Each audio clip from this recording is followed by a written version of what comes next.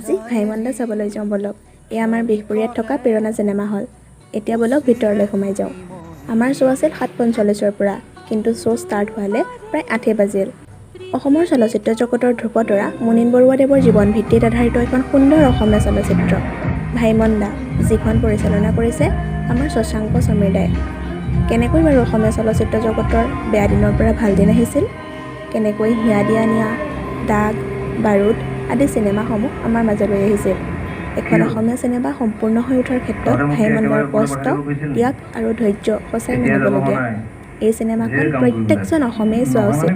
সঁচাকৈ এই চিনেমাখন আমাৰ দৰে উঠি অহা নৱপ্ৰজন্মৰ বাবে এখন উৎকৃষ্ট চিনেমা। মোৰ চিনেমাখন চাই বহুত বেছি ভাল লাগিল। আপোনালোকে যদি চিনেমাখন এতিয়াও চোৱা নাই তেনেহ'লে চাব দেই, খুবেই বেছি ধুনীয়া চিনেমা।